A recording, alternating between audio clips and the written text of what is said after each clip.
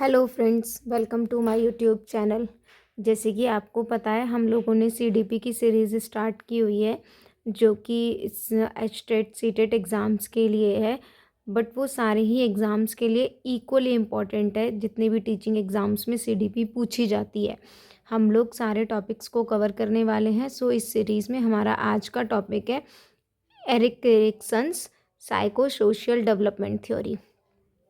ये Erik Erikson scientist थे जिन्होंने साइको सोशल डेवलपमेंट थ्योरी दी थी, जिसमें उन्होंने ये बताया था कि एक बच्चे का सोसाइटी में रह कर के मेंटल डेवलपमेंट किस तरीके से होता है। ठीक है, इनका जो वर्क है बहुत हद तक सिगमंड फ्रॉइड से बहुत ज़्यादा इंस्पायर्ड था, और इन्होंने कहीं ना कहीं उन्हीं की थ्योरी को देखते हुए इस वर्ड को उस थ्योरी पे आगे काम करते हुए कुछ अपने फैक्ट्स दिए थे, कुछ अपना बताया था। तो इन्होंने अपनी थ्योरी में ये बताया था कि किस तरीके से किसी भी एक स्टेज पे जब बच्चा होता है तो क्या क्या उसके अंदर कॉन्फ्लिक्ट्स पैदा हो सकते हैं, कि क्या क्या उस बच्चे के अंदर क्राइसिस आ सकते हैं। मतलब हर एक स्टेज का अपना एक आइडेंटिटी क्राइसिस है। बच्चा उस स्टेज में आकर के उसके दो पहलू होते हैं, जैसे हम बोलते हैं एक सिक्के के दो पहलू होते हैं।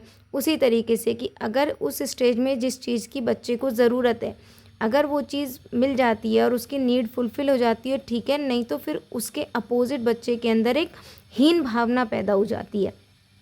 ठीक है, तो इस तरीके से उन्होंने अपना ये पूरा थ्योरी दी थी। ये एरिक एरिक्सन का पूरा नाम था एरिक हमबर्गर एरिक्सन। ये जर्मन अमेरिकन पर्सन थे। इनको डेवलपमेंटल साइकोलॉजिस्ट बोला जाता है, इनको साइको एनालिस्ट भी बोला जा सकता है, क्योंकि फ्रूड से इनकी जो सिगमंड फ्रॉइड थे उनसे इनकी जो थ्योरी है वो इंस्पायर्ड है। ठीक है, इन्होंने आइडेंटिटी क्राइसिस वर्ड को कॉइन भी किया था। कॉइन मतलब डिस्कवर भी किया था, और वो इसी चीज़ के लिए फेमस है, आइडेंटिटी क्राइसिस के लिए। इन्होंने ये बताया था कि कैसे एक सोसाइटी में रहने के बाद किसी भी पर्सन की पर्सनैलिटी के दो पहलू कैसे बाहर आते हैं। ठीक है, इन्होंने अपनी थ्योरी में 8 स्टेजेस दी थी, जो इन्होंने पूरे लाइफ स्पेन के लिए बताई थी, फ्रॉम बर्थ टू मतलब ओल्ड एज तक। बट हम लोग जो पढ़ते हैं एडल्टहुड तक ही पढ़ते हैं। हालांकि एडल्टहुड तक भी हमें नीड नहीं है, क्योंकि हम केवल टीचिंग पर्पस से पढ़ रहे हैं और स्कूल के बच्चे के लिए सारी चीज़ें पढ़ते हैं। तो पीआरटी, टीजीटी, पीजीटी कोई भी एग्ज़ाम हो, उन सब एग्ज़ाम्स में ये केवल एडोलोसेंस एज तक पढ़ना है हमको। बट स्टिल क्योंकि उन्होंने जो दिए हम वो कवर सारी करेंगे, पर मोस्टली जो आपको याद रखना है वो एडोलोसेंस स्टेज तक याद रखना है। सो अब हम इसको स्टार्ट करते हैं। उन्होंने थ्योरी में कुछ इस तरीके से, हमने उसकी थ्योरी को एक सिंप्लीफाइड वे में मतलब उसका एक चार्ट बना लिया है, जिससे आपको समझने में आसानी होगी। हमने यहाँ पर स्टेजेस लिखी हैं, ये 8 स्टेजेस हैं। फिर हमने यहाँ पर एज मेंशन किया है, वो किस एज ग्रुप के बच्चों के लिए है। हमने यहाँ पर फिर उनकी क्राइसिस बताए हैं, क्या क्या क्राइसिस होते हैं, और फिर उसके बाद उससे रिलेटेड वर्च्यू क्या है, बच्चे के अंदर कौन सी मतलब वर्च्यू इन द सेंस की क्वालिटी डेवलप होती है, गुण डेवलप होता है, और यहाँ पर वो टास्क करता क्या है, किस बेस पर ये सारी चीज़ें उसकी डिपेंड है। तो वो हम चीज़ें डिस्कस कर लेते हैं। तो हम अब ये यहाँ से इस तरीके से देखते हैं। फर्स्ट स्टेज है ट्रस्ट वर्सेस मिसट्रस्ट, जो 0 से 1.5 साल के बच्चे के लिए, 1.5 ईयर के बच्चे में डेवलप हो जाती है। अगर बच्चे जैसे इसमें क्या होता है, बच्चे को फीडिंग करना, इस एज के बच्चे को तो फीडिंग ही उसका मेन वो है। तो अगर उसको फीड मिल रहा है मदर के पास बार बार आके, तो उसका एक ट्रस्ट डेवलप हो जाता है कि मैं मम्मी के पास।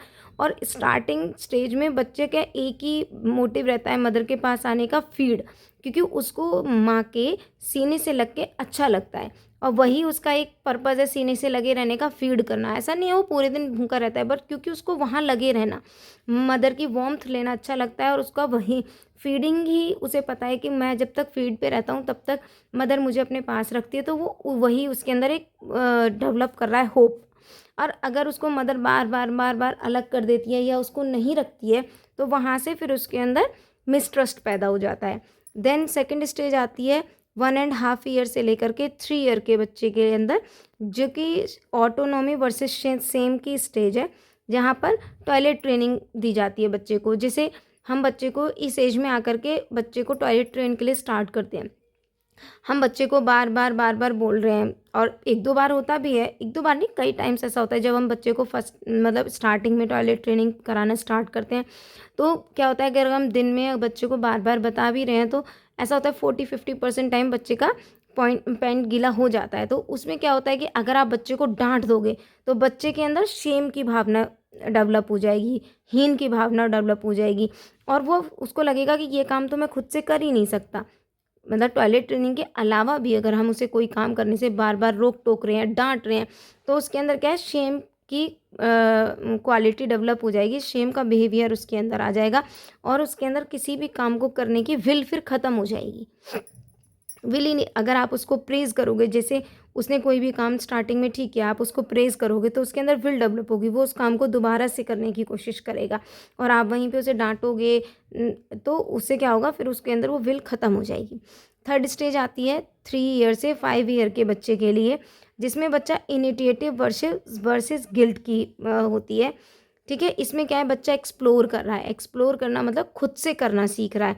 यहाँ पर बच्चा इनिशिएटिव है, जैसे आपने इस स्टेज के बच्चों को देखा भी होगा, चीज़ों को तोड़ना मरोड़ना, फिर उन्हें वापस से जोड़ना, मतलब पूरी कॉपी में ड्राइंग बना के रख देना। आपने उसको कुछ भी मतलब वर्किंग के लिए कॉपी दिया, होमवर्क करने के लिए नोटबुक दिया, और वो उसमें क्या कर रहे हैं, ड्राइंग बना दे रहे हैं।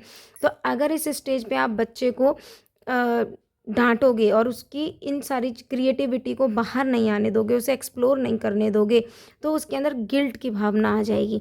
ठीक है, और फिर उसको उस काम को करने का उसका पर्पस भी ख़त्म हो जाएगा, फिर वो उस पर्पसली उस काम को नहीं कर पाएगा। आई होप कि आपको यहाँ पे समझ में आ रही होगी। देन उसकी फोर्थ स्टेज 5 ईयर से 12 ईयर तक के बच्चों के लिए, जिसके अंदर क्या होता है, इंडस्ट्री वर्सेस इन्फीरियरिटी। जैसे बच्चा स्कूल स्टेज पे आता है तो ये भी इसकी एक तरीके से प्ले एज ही है। तो जहाँ पर बच्चा ये अकॉर्डिंग टू पियाजे कौन सी स्टेज हो गई, कॉन्क्रीट ऑपरेशनल। तो यहाँ पर क्या है, बच्चा खेलना सीख रहा है, सब अपने पीयर्स के साथ ग्रुप में एक्टिविटीज़ करना सीख रहा है। तो अब यहाँ पे क्या आता है कि एक बच्चों के अंदर कॉम्पिटेंसी की भी गुण आ गया, मतलब भावना, बिहेवियर आ गया कॉम्पिटेंसी वाला। तो बच्चा हर चीज़ में, बच्चे को ये लगता है कि मैं इससे आगे होना चाहिए, या इस चीज़ में मेरा ही रोल होना चाहिए। तो ये होता है कि अगर बच्चे के अंदर वो रोल, उसको हम कॉम्पिटेंसी की जो उनके अंदर एबिलिटी है या जो गुण आ रहा है, उसको अगर हम इन अ पॉजिटिव वे उसको आगे फॉरवर्ड करते हैं तो वो अच्छी रहती है। और वरना बच्चे के अंदर इन्फीरियरिटी की भावना आ जाती है, और फिर बच्चा अपने आप को इन्फीरियर महसूस करने लगता है कि मेरे से ये काम होगा ही नहीं, मैं कर ही नहीं पाऊँगा। और फिर उसको शेम की भी आने लग जाती है कि अरे मैं ये काम नहीं कर पाऊँगा और मेरी इंसल्ट हो जाएगी, समथिंग लाइक दिस। तो वो अपने आप को इन्फीरियर फील करने लगता है। देन